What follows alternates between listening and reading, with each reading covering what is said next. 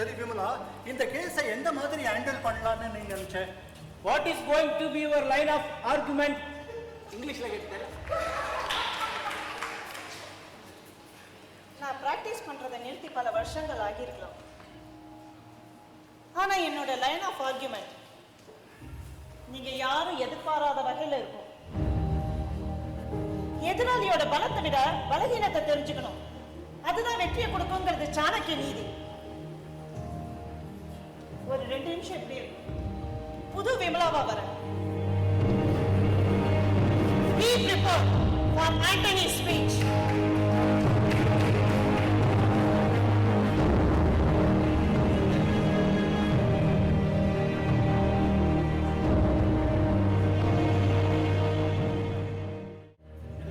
தீவிர யோசனை.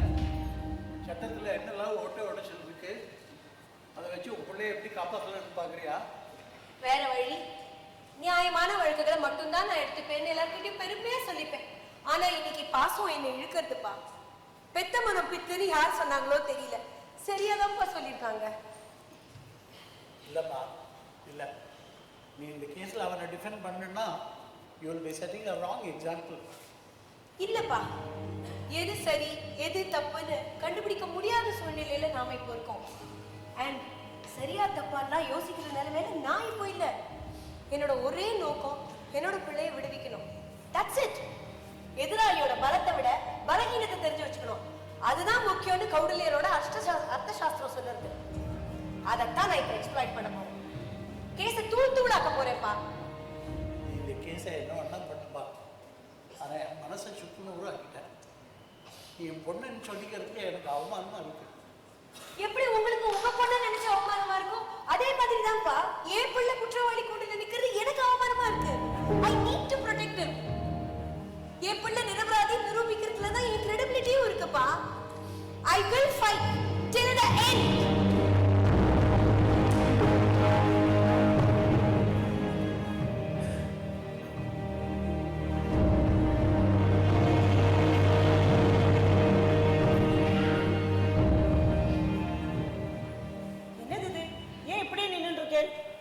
நீ தான் இப்படியே இருங்கோ, இதோ வந்துடுறேன்னு சொல்லிட்டு போனேன்.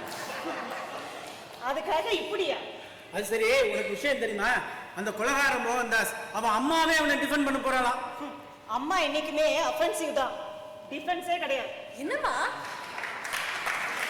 நான் என்ன சொல்லிட்டேன்? ஆமா, ஏதோ உள்ள போனேன், வந்தாவா ட்ரெஸ் பண்ணிட்டு வந்திருக்கேன். என்ன பண்ண போறேன்? சொல்றேன்.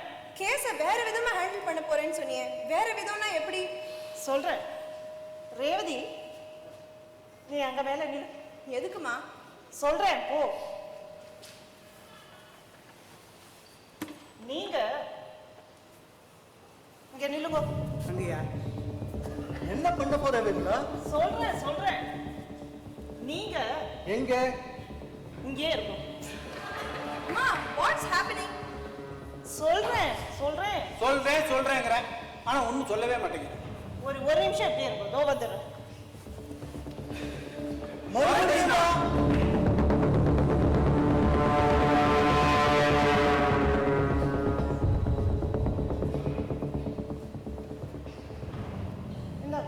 என்னது இது? போட்டுக்கோங்க.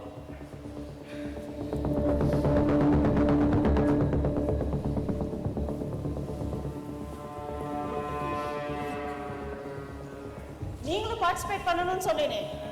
என்னோட சேர்ந்து நீங்களும் வாதாட போறேன். வாதாடணுமா? நாங்க எப்படி வாதாட முடியும்? முதல்ல போட்டுக்கோங்க. சிஐடி நாதன் ஆயிருந்தானா அட்வொகேட் நாதன் ஆயிட்டேன். கண்ணா,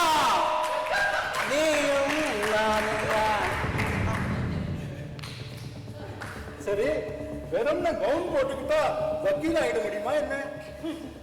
இப்ப நிறைய வக்கீல்கள் அப்படிதான் இருக்காங்க.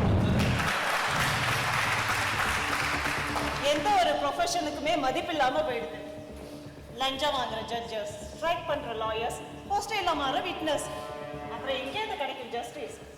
ஸோ நான் இப்போ வாதாட போறது கோர்ட்ல இல்லை, ஸ்ட்ரீட்ல மக்களுக்கு முன்னாடி என்னோட பாயிண்ட்ஸை சொல்ல போறேன். உங்களுக்கு தோன்ற பாயிண்ட்ஸை நீங்களும் சொல்லலாம். அப்பதான் நம்ம கேஸ் நல்லா வலுவாகும். உங்களை யார் உட்கார சொல்லுது? அது யுவர் ஆனர். இது யுவர் ஆனரா? ஆமா, என்ன பொறுத்த வரைக்கும் இப்ப இங்க இருக்கிற எல்லாருமே யுவர் ஆனர் தான். ஏன்னா நான் வாதாட போறது என் பொண்ணுக்காக இல்ல, எந்த ஒரு சமூகத்துக்காகவும் இல்ல, ஒட்டுமொத்த சமுதாயத்துக்காக. It is not for the community, but for the society, for the country. ஏன் இந்த மாதிரி கொலைகள்லாம் நடக்கிறதுன்னு தீவிரமா திங்க் பண்ணேன். நிஜத்தை சொல்லணும்னா என் பொண்ணை இழந்ததால் தான் இந்த ஞானோதயமே வந்தது. இல்லைன்னா ஜஸ்ட் நியூஸ்ல பார்த்துட்டு அப்படியே மறந்து போயிருப்பேன் மத்தவா மாதிரி. கொலை, கொள்ளை, கற்பழிப்பு இதெல்லாம் இன்னைக்கு நேற்றுக்கு இல்ல, காலகாலமா நடக்கிறது தான், இதிகாச புராண காலங்கள்ல இருந்து. ஆனா என்ன, அங்க ஒண்ணு இங்க ஒண்ணு நடந்துட்டு இருந்தது, இப்ப எல்லா இடங்களையும் நடக்கிறது, எல்லா நாளும் நடக்குது. 1 மணி நேரத்துல 4 கற்பழிப்பு, 5 கொலை. நம்ம நாட்டுல கேட்கவே எவ்வளவு வேதனையா இருக்கு இல்லையா? என் பொண்ண பறி கொடுத்த துக்கத்திலையும் சோகத்திலையும் காவல்துறையை கண்டுபிடி பேசின, அது உண்மை. அந்த கொலைகாரனுக்கு உடனே தண்டனை கிடைக்கணும்னு சொன்னேன், அதுவும் உண்மை. ஆனா நிதானமா யோசிச்ச போதுதான் தெளிவு பிறந்தது.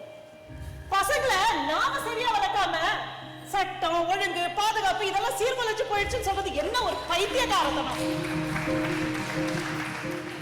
ஊர் பேர் தெரியாத ஒரு தனி மனிதனுடைய செயலை எந்த ஒரு பாதுகாப்பு துறையாலும் தடுத்து நிறுத்த முடியாது. இந்த மாதிரி கொலைகள்லாம் நடக்கிறதுக்கு காரணம் என்ன? அந்த பையனா இல்ல பொண்ணா இல்ல அவ வளர்ந்த விதமா?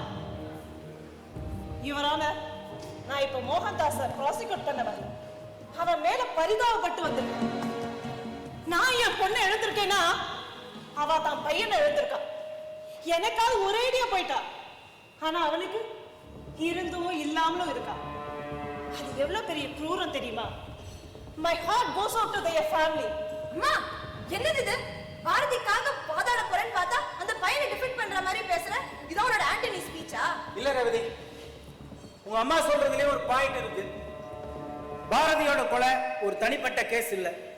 இந்த மாதிரி கொலைகளை அலசி ஆராய்ஞ்சு பார்த்தா நம்ம எப்படிப்பட்ட சமுதாயத்துல வாழ்ந்துகிட்டு இருக்கோம்னு தெரிய வரும். என்ன பொறுத்தவரை மோகன்தாஸ் பண்ணினதுதான் கரெக்ட். அவன் பாரதிய பல நாள் தொடர்ந்து போயிட்டே இருந்தான். போன் பண்றது, மெசேஜ் பண்றதுன்னு அவளை தொல்லைப்படுத்திக்கிட்டு இருந்தா. பாரதி அவனை உதாசீனப்படுத்தினா, ரிஜெக்ட் பண்ணினா, அவளை தீர்த்து கட்டிட்டான். இதுதான் நிகழ்கால நீதி, நேர்மை, நியாயம், தர்மம். ஒடுக்க முடியலையா? போட்டு தள்ளிடு. தான் விருப்பத்துக்கு மாறா யாராவது ஏதாவது செஞ்சா அவங்கள வெட்டி தள்ளிடும்.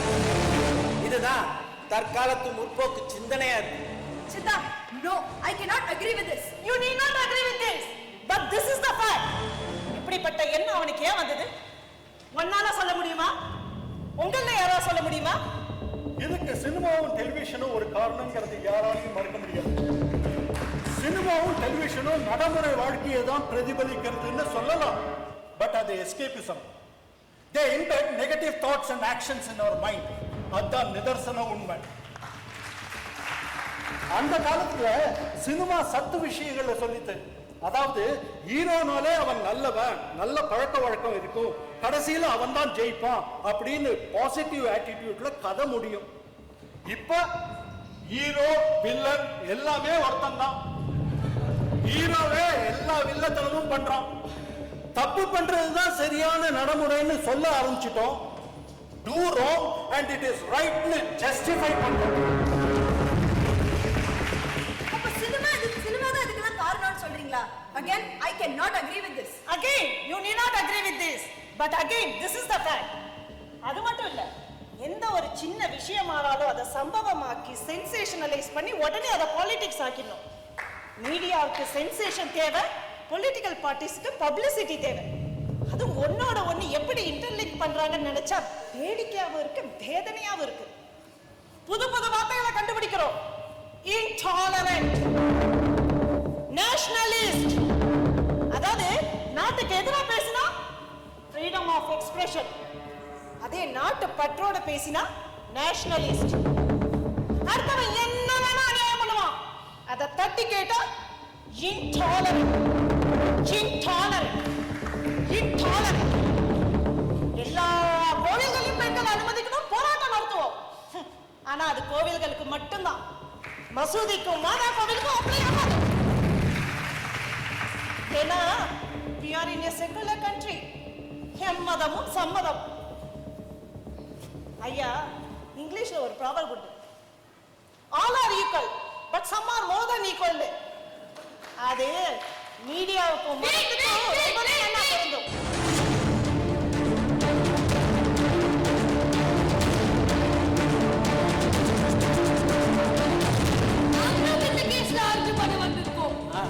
இவங்கெல்லாம் யாரு? இவர் மிஸ்டர் பரமசிவம், மோகன்தாஸோட தாத்தா. மிஸ்ஸஸ் அனிதா, மோகன்தாஸோட அம்மா, மோகன்தாஸோட தம்பி. ஏற்கனவே என் கனவுல வந்தவாதம். இவனும் வக்கீல் கவுன்ல வந்துட்டானே. I have come to defend my bro. இப்பெல்லாம் காசு கொடுத்தா யார் வேணா என்ன வேணா ஆகலாம் நம்ம நாட்டுல. பார்வை இல்லாதவனுக்கு டிரைவிங் லைசன்ஸ் கிடைக்கும், கொலகாரனுக்கு மந்திரி பதவி கிடைக்கும், உமனைசருக்கு பத்ம விபூஷன் கிடைக்கும். மேரா பாரத் மகான். பாய்.